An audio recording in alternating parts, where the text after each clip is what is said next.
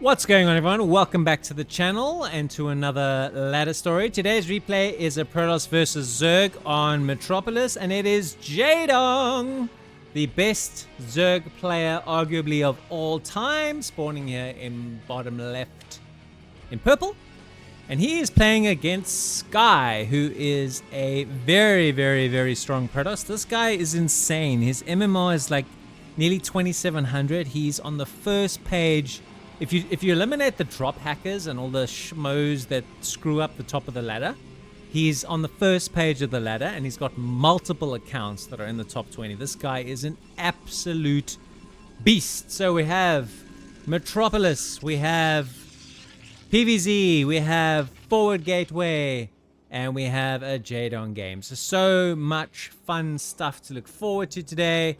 This one's going to be a nice macro game. Always enjoyable to see what Jaedong is up to, what approach he's taking.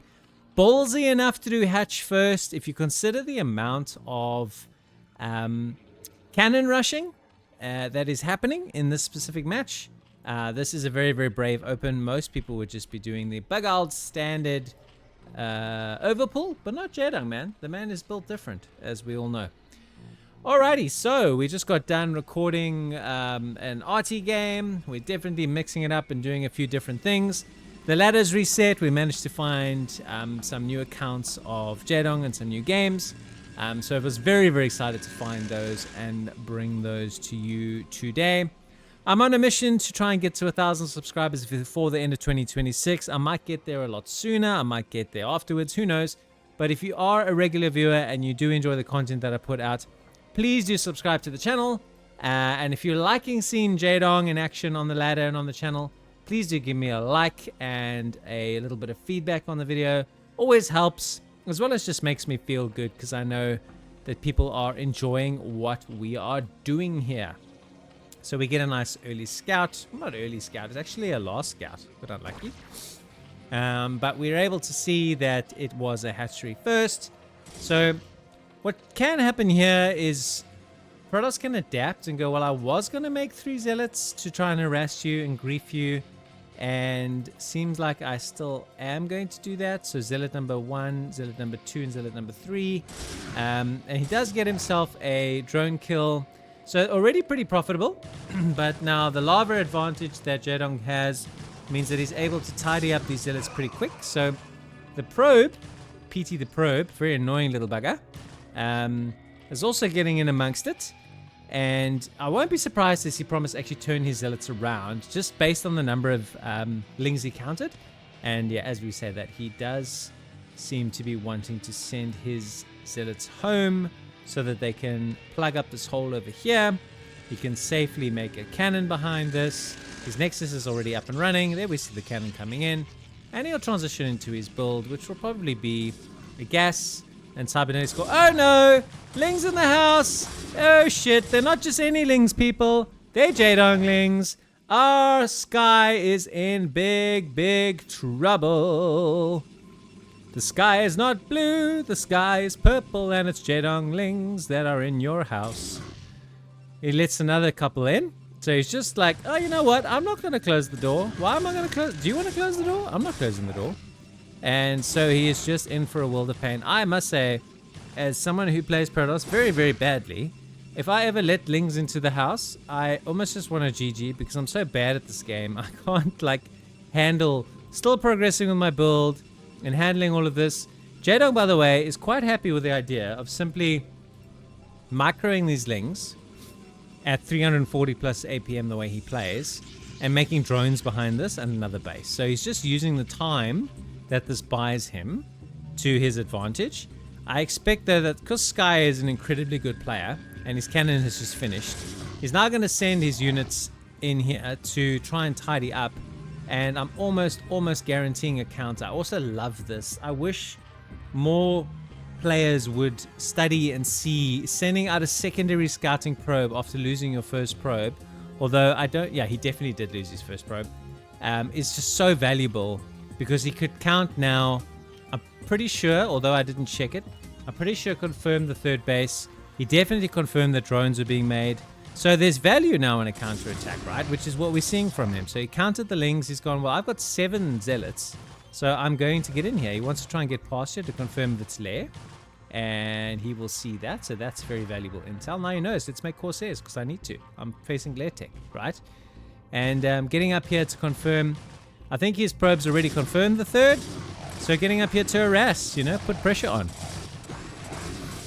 So lair is incoming from Jaedong. He's probably going to go Spire and then transition probably into some sort of Hydra build. And Sky knows exactly what he needs to be doing, which is making a Stargate, which he will make soon.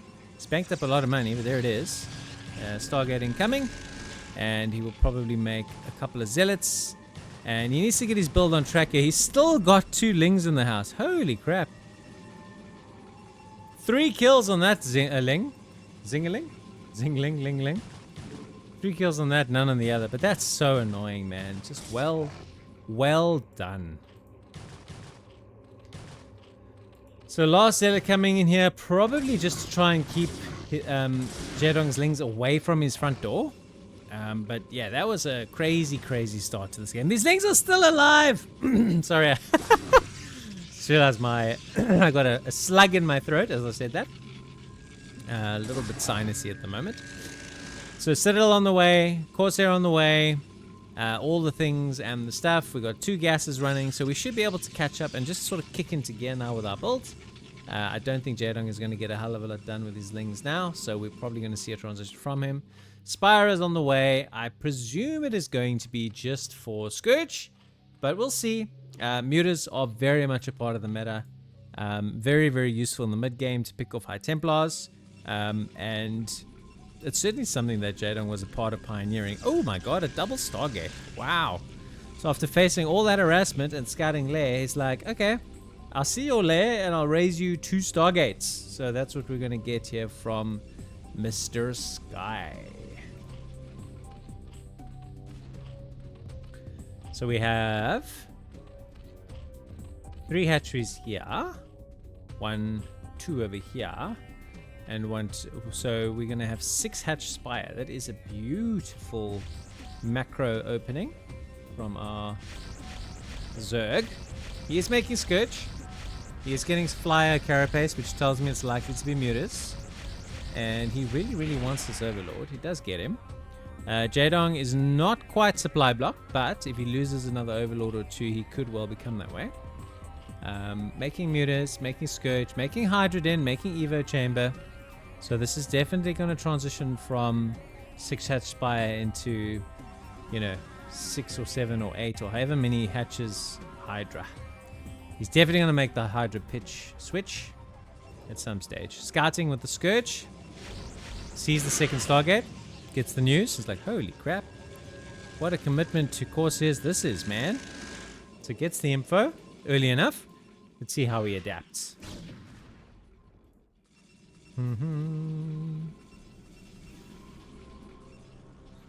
Okay, Muta's on the way. I don't think they're going to get much done against double Stargate. Does seem kind of crazy, right? +1, double Stargate Corsairs. Nah, man, I'm good. I'll just face these guys with Mutas because I'm Jaedong, man. They're Jaedong Mutas. Jaedong Mutas! Uh-oh. Uh-oh. Run, Jaedong Mutas!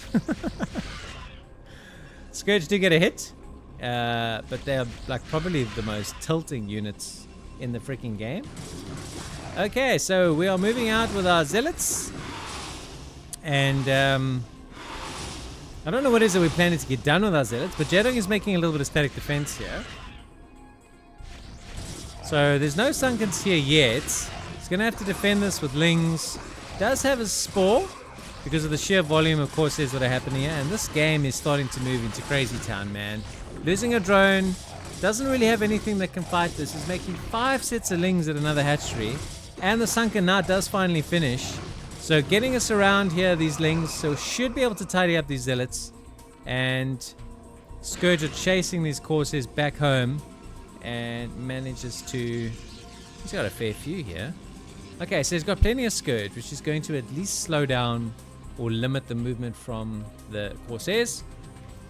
Is getting his missile attacks and his faster Hydralisk movements. So Hydras are going to hit the field any minute. Now the pressure is going to be on Sky to make sure that he has enough ground forces to face off against these Hydras, because last time I checked, Corsairs don't shoot up. So your 3 gates, you need Templar Archives. He's going to have to get a move on here, otherwise he's going to get caught with his pants down against a whole heap of Hydras, because Jaedong's got very strong macro. 44 drones, you can do a lot of work with 44 drones. Sky is unrelenting though, and this Sunken's going to have to earn overtime. Sends every single one of these Scourge, but there's still heaps and heaps of Corsairs. The first Hydras do finally hit the field. I don't think their upgrades are all quite done yet, are they? Up missile attacks? Yeah, they are. Okay. So Hydras are now the secret to fending off our Corsairs. We did hear some more Scourge connecting. Spores, Hydras, all the things. And are we're making a DT, we're making 2 High Templars, we're getting Storm, we're getting +1 defense, we're adding a few more gateways. So at 51 workers, we should be transitioning into a 3rd base, as well as what we would call 8 gate toss, which is the standard where you are just constantly macroing out of 8 gateways while moving your army around the middle of the map and contesting Zerg for bases before they just get too damn big and strong. A random little muter just chilling here. Hello.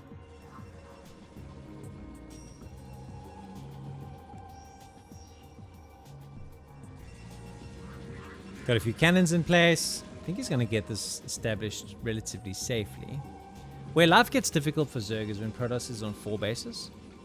It's just very, very, very difficult to compete.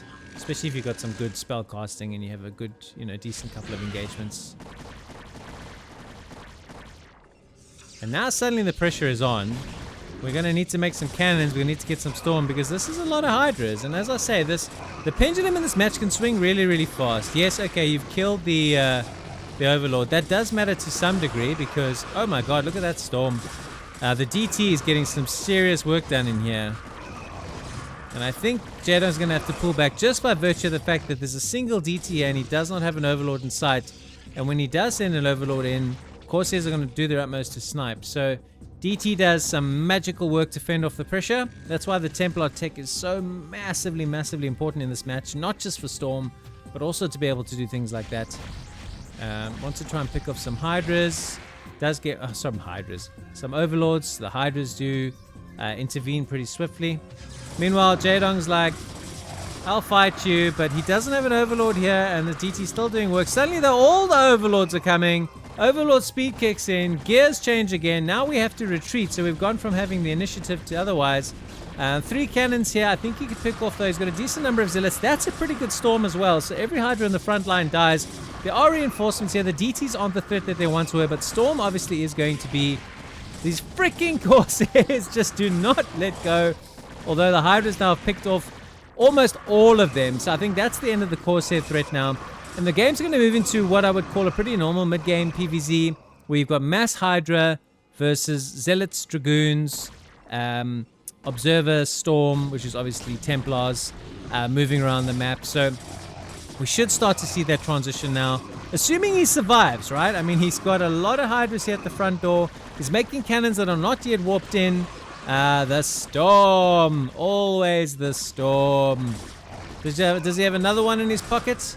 That Storm would have softened them up quite a bit. 3 cannons do come in. Jaedong is unrelenting here though in this pressure. And Sky is really, really starting to sweat. Reinforcing Hydras coming in here, and it's starting to look really, really bad. Although a full round of macro pumps out of the gateways. These Zealots are going to buy time. That's really all they can do while these other cannons come up. That Archon evaporated. It was absolutely ridiculous how fast. Buying time by running away with these Zealots, and I think that's working for him. He just really wants to buy time for these cannons to warp in, because 6 cannons is going to be quite a bit of work to chew through. So he's got that job done. He's actually dragged the Hydras up here to the relative safety of these 3 cannons. But now I think he's also given himself a headache as Protoss, or as Sky here, to say, well, how am I going to protect this base? I think a surround of some sorts will help. So if you can hit these from 2 angles, that'll be good. The Mutas suddenly get back in the fray. So Jaedong tech switches back into Mutas because all the Corsairs are dead. So I really love this from him. Also getting Lurker aspect. More Corsairs being made by our Protoss not to deal with these mutas, but he's going to have to totally evacuate the space and potentially face losing this Nexus. So this game has been ebbing and flowing, and it's been an absolute cracker. This is the kind of good stuff that you can find on the ladder if you've got a good eye for it. And obviously Jaedong, being the player that he is, you'd expect him to produce these lovely swing matches. So I don't think the Zealots are going to get much done here. In fact, Zealots in terms of scaling in this game are over. Hydras, though, are going to fight happily against mutas, and Promise is going to have to change gears here. I think he's going to have to get some goons. I see he's got the Robo. I see he's got the Observatory. So he's going to have to get some goons out on the field.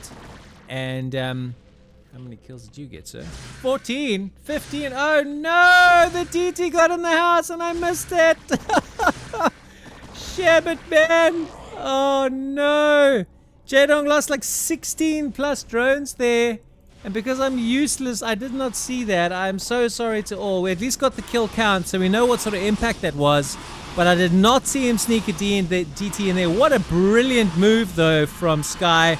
Also, what an incredible storm here. There's were like 11 mutas, and there are now 2 left, and both of them, or 3 of them, are very, very low health. What a game. I'm literally out of breath. This is absolutely crazy. I'm so sorry that I missed this DT run by, but so did Jaedong, okay? And he's good at this game, so that's my excuse, and I'm going with it. Well, we got the kill count, and it was massive. What a big impact. Obviously, Sky himself is down on probes because he lost this base, and he's going to have to fight to get this position back. What is Jaedong making? He's making lurkers, he's making mutas. What is Sky making? He's making observers, he's making goons. So he's going to go with a goon type style, one that we see Airfu, for example, play with a lot. You need storm support to make this work, obviously, and some zealots to support you as well. So we're going to try and reestablish this base. Jaedong just very patiently massing up some units, mixing in some lurkers into his composition. By the way, this is a shuttle. Ah, it was a drop. He didn't walk in the front door, he dropped. Okay, so now we know what happened. We know what we did miss. And that was actually a really, really big play from Promise. Ugh, from Sky. And I'm giving him the wrong name as well. I promise you guys I'm sober. I swear to God. Okay, here we go. Lurkers are going to burrow. And Jaedong is going to be inflicting much, much pain. This is really awkward. Like, he's going to feel totally sandwiched here. Picks off the observer almost in a flash. Now life is going to be really, really, really uncomfortable. He's got some units up here, units down here. Ideally, he would want to try and flank, but he needs at least 2 observers to not be sniped. Doesn't have an observer. Here he comes. Okay, so the observer's here. He's controlling him as best as he can. You can see the observer. Jaedong tries to snipe him, walks head first into a storm. Observer's been saved, and he's been pushed back. He's going to love being able to have his units kind of here. Jaedong did, knowing that he had moved some units down, try and probe here a bit, but kept enough back. So well held by Sky, and managing now to do his worker transfer, resaturating this base, getting things up and running. Jaedong, though, being the ultimate opportunist, picks up a High Templar and a couple of probes there beautifully. It's going to get another one. Gee whiz, this man is on fire at the moment. Really, really, really playing well. Okay, here we go. We are moving in with some Hydras. We are not repositioning our lurkers as of yet. We're making 7 High Templars behind this, suspending all of the gas. Making another base up here in the top left is Jaedong, behind all this map control. Needs to re-engage all these units here, otherwise he's not going to get very effective trades.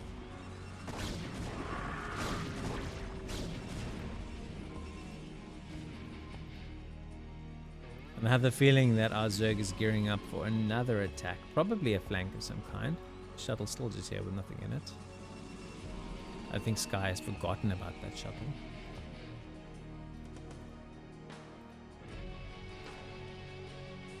So by the way, guys, the reason why I called Sky Promise by accident is that I have a Jaedong versus Promise game that I want to do again soon as well.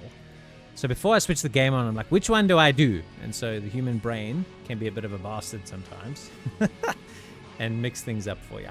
Anyway, it is what it is.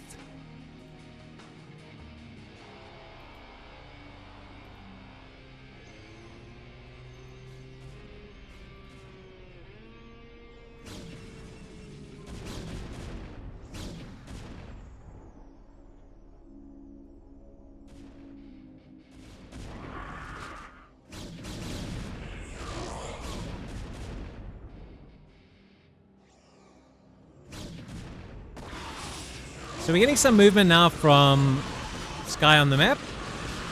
Seemed to kind of storm himself there, unfortunately. A big flank coming in here. Oh, that's a massive storm, though.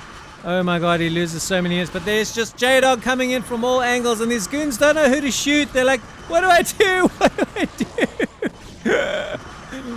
Oh man, the answer is a lot of you die. That's what happens. So that was pretty hilarious.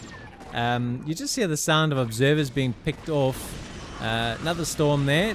Pretty decent dodging. But okay, never mind. He baits out pretty much all the storms from those remaining Templars. Jaedong is getting really strong behind this though, just continuing to macro up and power up. Archon's doing Archon-y things. More storms coming. That must be the 6th observer that I've heard die in this game. It's been absolutely crazy.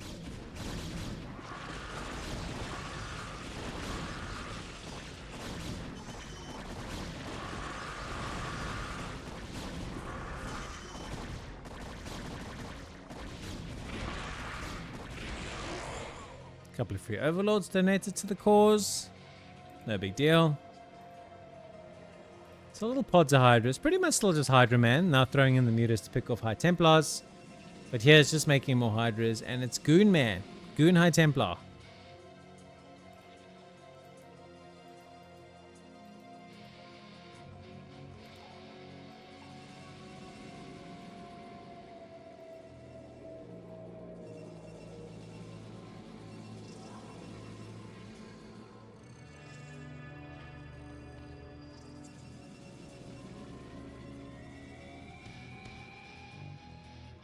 So we're just letting our beautiful Zerg music play quietly in the background while we gear up for what I feel like is going to be a big fight. Here we go, just Goon High Templar against Hydras. And here we go, Jaedong pounces this time, wants to try and get a decent number of storms baited out and dodged. Lurkers are going to reinforce here as well. I just don't think there's enough Protoss here. It will obviously depend on how well the storms go. But Jaedong is being very, very patient, trying to bait out as many storms as he can and trying to consolidate all of his units, and he's doing that beautifully here. You can see he keeps all these pods kind of away a little bit and still pretty much contained Protoss to this quarter of the map, right? They can't get much further forward than this without forcing a full engagement. And Protoss' challenge is going to need a 4th base really, really soon.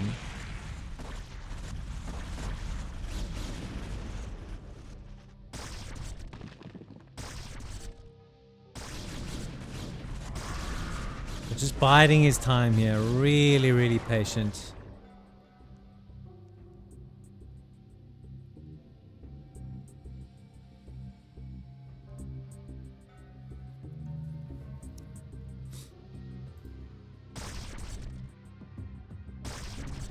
Now the question is Sky going to force the engagement?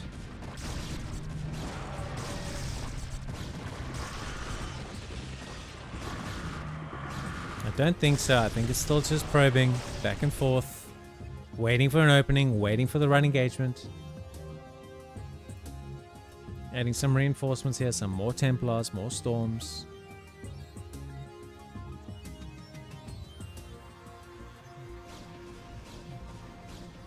Here we go. Jaedong gathering all of his forces. I think now he's going to go for it. We can kind of see the Storms coming in here from this side. Still waiting. Trying to get the good angle. Pick off a free High Templar here, which he will. Okay, so the Hydras come in from the bottom. Hydras come in from the side, but pretty good storms here from Sky. Baits out another storm here. His army is sort of getting isolated, if you can see. He's moved units down here to cut them off. He's got these units here as well. You got to feel like it's all building up to a surround. Jaedong has isolated the reinforcements here. Lurkers are having a pretty good time. That's a really good storm though.